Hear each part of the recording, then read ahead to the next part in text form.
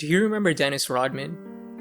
The bad boy who was on the all-defensive first team 7 times and won 2 Defensive Player of the Year awards, all while getting 5 championships. But that's probably not how you remember him, huh? You probably know him by the dude who got those weird nose and lip piercings. The dude who is best friends with a dictator. And also, the dude who one day sat in his car with a gun in his lap, deciding whether to kill himself or not. But how did this all begin? You see, Dennis Rodman did not have a normal childhood.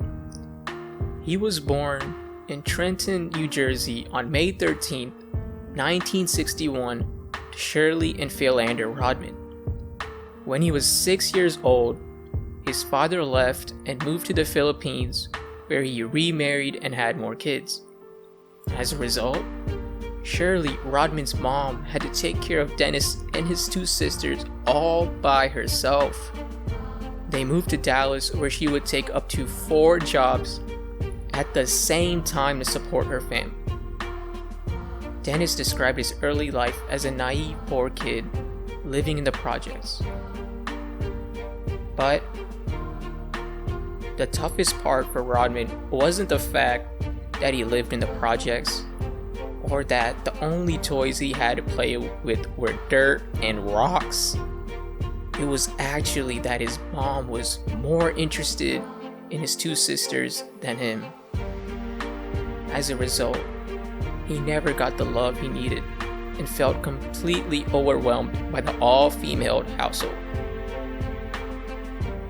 Rodman tried his best to be good at basketball, but unathletic and standing at only 5'6" in high school, he was either benched or cut from the team. The future didn't look so bright after he graduated high school. And then things got even worse. His mom kicked him out of his own home and went as far as changing the locks so Dennis wouldn't come back.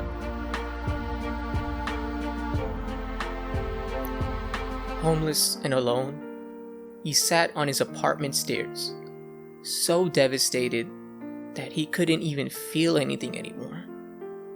For the next few years, he would have to sleep in his friend's backyard and do odd jobs around the streets for extra money. Then suddenly, everything changed for Rodman. A miracle happened. He had a huge growth spurt and went from 5'9" to an athletic 6'7" beast.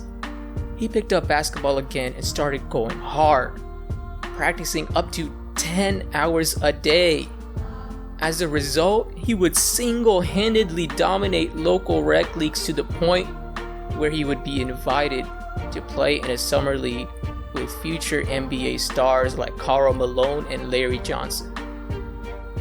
People here started noticing him, wondering who is this guy dunking all over top NBA prospects. He would impress scouts so much that he received a 3-year scholarship from Cook County College. He would then go home, even though he wasn't allowed there, and he would go to his sisters and tell them, "Look sis, I got this thing called a scholarship. Should I take it?" And his sisters were in awe. They were like, "How did this guy get a scholarship? We're supposed to be the ones getting it." And they told him as a good sister to take it. And he did. And he packed his bags up. He was ready to leave. And he told his sister that, "I'm not coming back here until I've made something of myself." Sadly, averaging 17.6 points and 13.3 rebounds was not enough for Dennis to stay there. Because of his poor grades, he had to transfer to Southeastern Oklahoma State University. But this was a blessing in disguise for Rodman, because here he would find something more than just basketball. A family. While working at his summer youth basketball camp, Dennis became best friends with Brian Rich, who at that time was extremely withdrawn because he had mistakenly shot and killed his best friend while hunting. Despite being African American, Dennis was immediately accepted by Brian's family for healing their kid and bringing out his true self. They would spend every moment of the day just having fun on the tractors and running around the farm. He finally got the love he never had his entire life. He finally had people in his life that he could call family. This brought out the best in Dennis, and he would end up averaging 25.7 points and 15.7 rebounds at SOSU while being a 3-time All-American. Something he never imagined. And after he was done feasting on college kids, Dennis made himself eligible for the 1986 NBA draft, where he would be selected by the Detroit Pistons in the second round. Rodman would have to be patient to get some serious minutes, but he gradually improved and his coach noticed.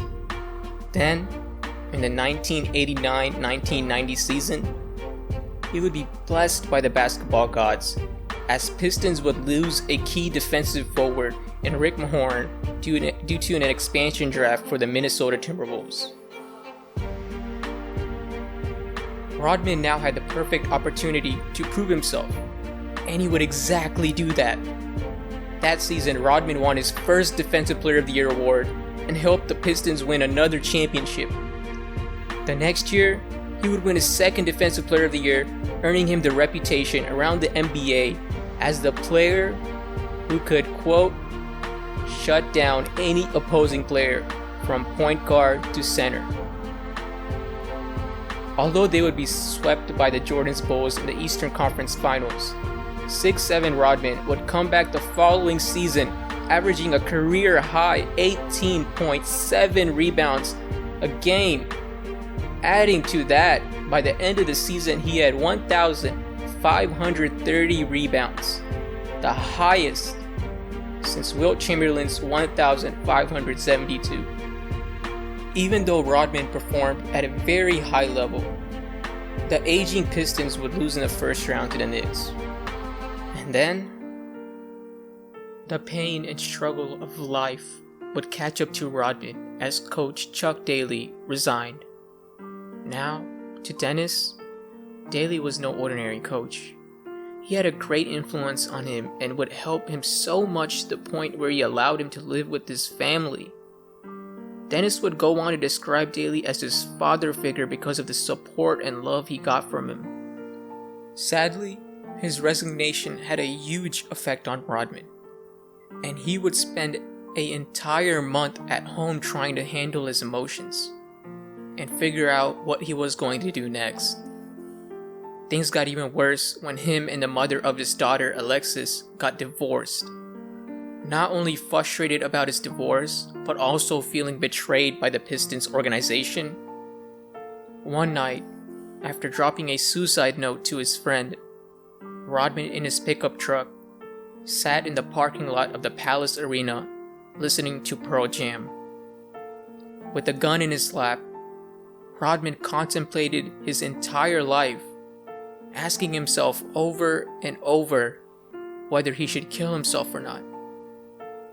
All he wanted in his entire life was to be loved. He didn't want the money. He didn't want the fame. He didn't want any of it. At that moment, he made a decision that would forever change his life.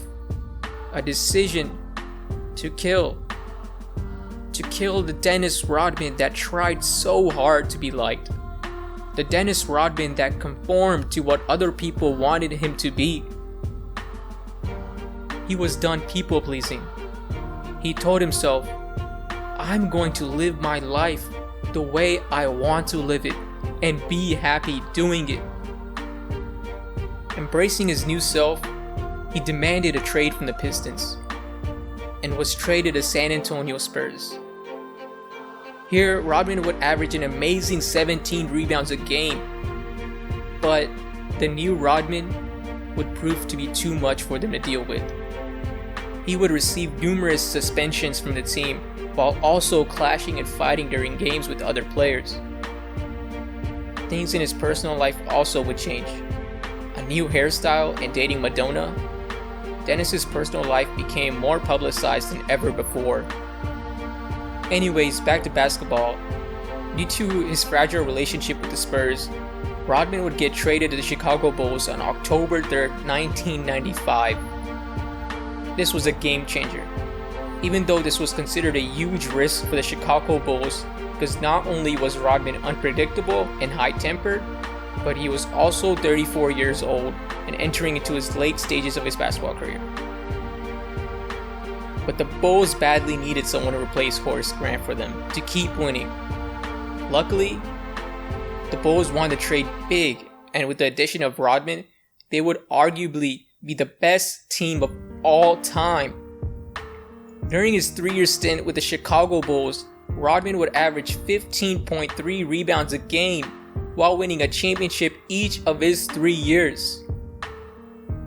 But his antics would still persist. As one night, after Game 3 of the NBA Finals against the Utah Jazz, Rodman would skip practice and fly all the way from Chicago to Detroit just to wrestle with Hulk Hogan. And after that, he would fly back all the way to Chicago to play Game 4. No one knew where Rodman had gone until he came back. And as badly the entire organization wanted to suspend him, he was too valuable to risk a championship. And after winning 3 more rings, the Bulls would go into a rebuilding phase where 38-year-old Rodman would be released and signed by the Dallas Mavericks. He was back to his hometown. But for the large part, Dennis was disinterested in playing with the Mavs, so he would be waived again, and that would be the end of his NBA career. Alright guys, that's it for this video. Please hit the like and subscribe button if you enjoyed it. See y'all later.